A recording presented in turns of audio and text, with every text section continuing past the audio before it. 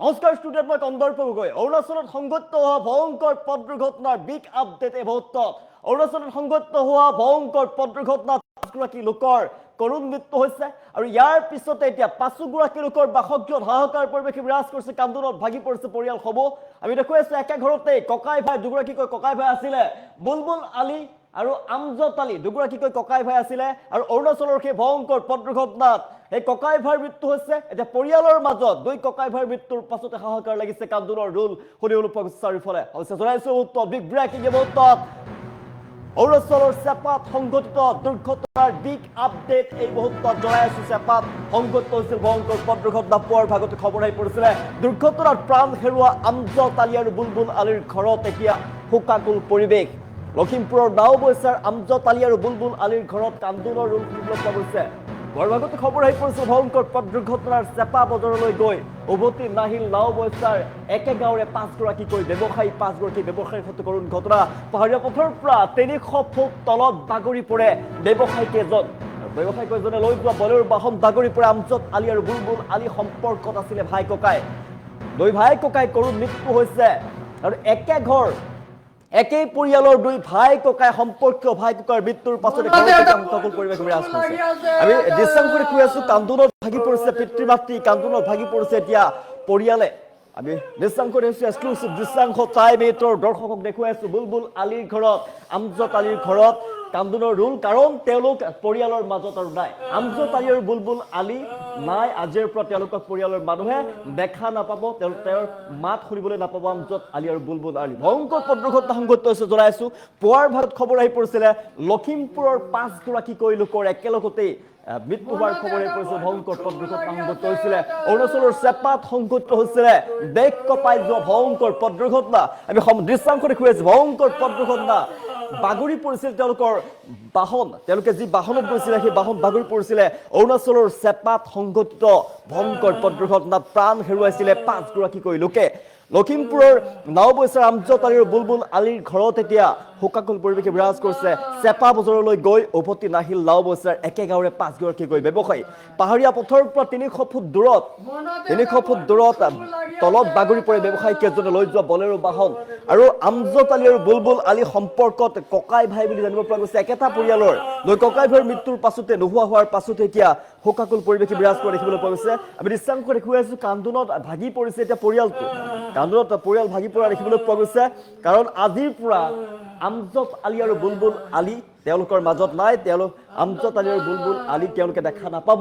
আজিৰ পৰা মাতষাৰ শুনিবলৈ নাপাব পৰিয়ালৰ লোকে। কান্দোনত ভাগি পৰা দেখিবলৈ পোৱা গৈছে। লখিমপুৰৰ নাওবৈচাত সংঘটিত হৈছিলে আমজদ আলী আৰু বুলবুল আলীৰ ঘৰত কান্দোনৰ ৰোল শুনিবলৈ পোৱা গৈছে। ভয়ংকৰ যি পথ দুৰ্ঘটনা আছিল, পথ দুৰ্ঘটনাত মৃত্যুমুখত পৰা আমজদ আৰু বুলবুল আলীৰ ঘৰত শোকাকুল পৰিৱেশে বিৰাজ কৰিছে।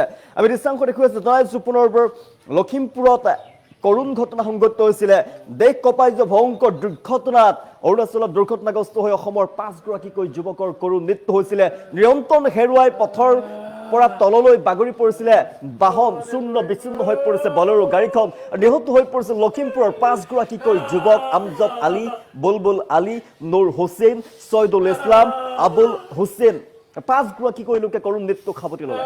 এই সমগ্ৰ ঘটনাই কিন্তু দেশ জোকাৰি গৈছে। ভয়ংকৰ ৰাজ্যত ভয়ংকৰ পথ দুৰ্ঘটনাই সমগ্ৰ দেশ জোকাৰি গৈছে। অঞ্চলটোত এতিয়া কান্দোনৰ ৰোল শুনিবলৈ পোৱা গৈছে।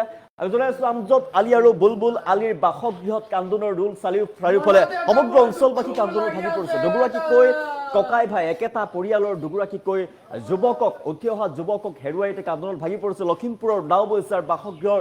এই পৰিৱেশ দেখুৱাই আছো, শোকাকুল পৰিৱেশে বিৰাজ কৰিছে। কান্দোনত ভাগি পৰিছে এতিয়া পৰিয়ালৰ লোক আৰু সমগ্ৰ অঞ্চলতে শোকৰ ছাঁ পৰা দেখিবলৈ পোৱা গৈছে। পুৱাৰ ভাগত খবৰ আহিছিলে ভয়ংকৰ পথ দুৰ্ঘটনাত 5গৰাকীকৈ লোকৰ মৃত্যু হোৱাৰ খবৰ আহি পৰিছিল। লখিমপুৰত 5 যুৱকৰ সৈতে কৰুণ ঘটনা সংঘটিত হৈছিলে।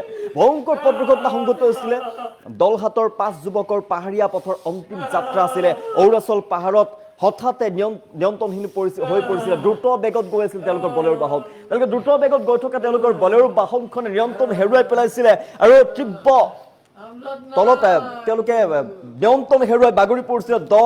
দ খাৱৈত বাগৰি পৰিছিলে। কেইবাশ ফুট গভীৰ খাৱৈত বাগৰি পৰিছিল তেওঁলোকৰ গাড়ী আৰু চকুৰ পলকতে চূৰ্ণ বিচূৰ্ণ হৈ পৰিছিলে। ধ্বংসস্তূপত পৰিণত হৈ পৰিছিলে বাহনখন। বিকট শব্দ শুনি স্থানীয় ৰাইজ আৰু তাৰ অঞ্চলবাসী, স্থানীয় ৰাইজ আৰু আৰক্ষী উপস্থিত হৈছিলে আৰু নিহত যুৱকসকলক উদ্ধাৰ কৰিছিলে তাৰ পৰা আমজদ আলী, বুলবুল আলী, নুৰ হুছেইন, ছয়দুল ইছলাম, আবুল হুছেইন নামৰ লোককেইজনক উদ্ধাৰ কৰিছিলে। মৃত অৱস্থাত তেওঁলোকক উদ্ধাৰ কৰা হৈছিলে। আমজদ আলী আৰু বুলবুল আলীৰ বাসগৃহৰ আমি দৃশ্যাংশ দেখুৱাই আছো। দুয়োগৰাকী সম্পৰ্কত ককাই ভাই, একেটা পৰিয়ালৰ সম্পৰ্কীয় ককাই ভাই, আৰু দুয়োগৰাকীৰ বাসগৃহত এতিয়া কান্দোনৰ পৰিৱেশ। আমি এম্বুলেন্সৰ সহায়ত দৃশ্যাংশ দেখুৱাই আছো।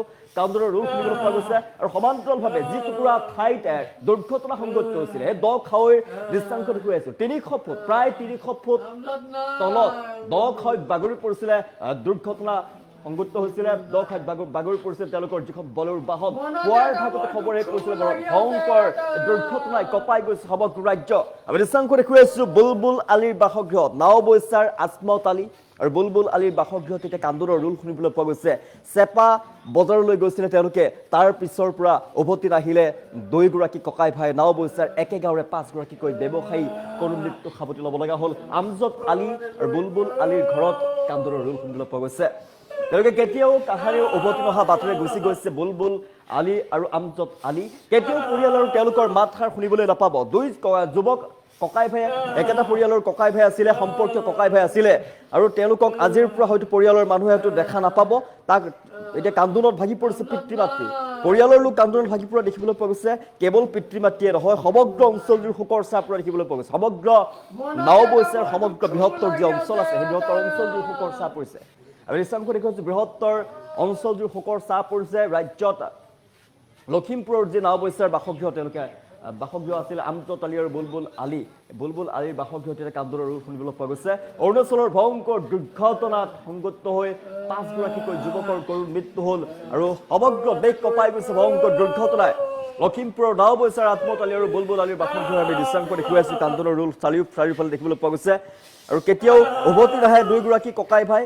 অৰুণাচলৰ চেপাত সংঘটিত হৈছিল ভয়ংকৰ পথ দুৰ্ঘটনা আৰু ভয়ংকৰ পথ দুৰ্ঘটনাত একেলগে মৃত্যুমুখত পৰিছিল 5 গৰাকীকৈ যুৱক আৰু এই ঘটনাই সমগ্ৰ দেশ জোকাৰি গৈছে। কেৱল ৰাজ্য নহয়, সমগ্ৰ দেশ জোকাৰি গৈছে এই ঘটনাই। লখিমপুৰৰ নাওবৈচাৰ আমজদ আলী আৰু বুলবুলৰ বাসগৃহত, বুলবুল আলীৰ বাসগৃহত এতিয়া শোকাকুল পৰিৱেশে বিৰাজ কৰিছে। সমগ্ৰ অঞ্চলটোৰ শোকৰ চাপ পৰা দেখিবলৈ পোৱা গৈছে। কাহানিও কেতিয়াও কোনেও নহা বাটেৰে এতিয়া গুচি গ'ল দুয়োগৰাকী আৰু ভয়ংকৰ মৃত্যুমুখত পৰিছিল। কেতিয়াও কল্পনা কৰিব পৰা নাছিলে, কেতিয়াও কোনেও কল্পনা কৰিব নোৱাৰা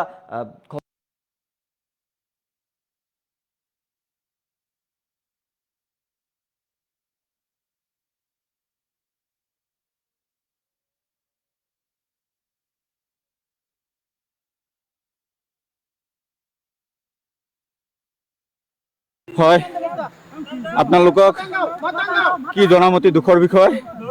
5জন মানুহ আছিলে গাড়ীত, 5জনৰ পৰা 4জনে স্পটে। সেয়া মই দেখাই আছো।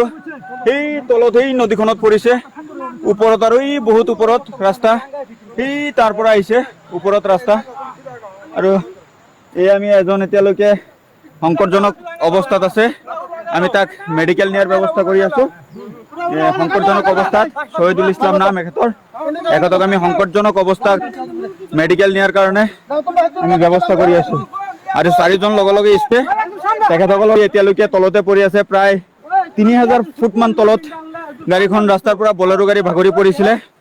গাড়ীখন তাতে পৰি আছে আৰু 4জন তাতে পৰি আছে। আমি এজনক সংকটজনক অৱস্থাত উঠাই লৈ গৈ আছো আপোনালোকক। হয়, আপোনালোকক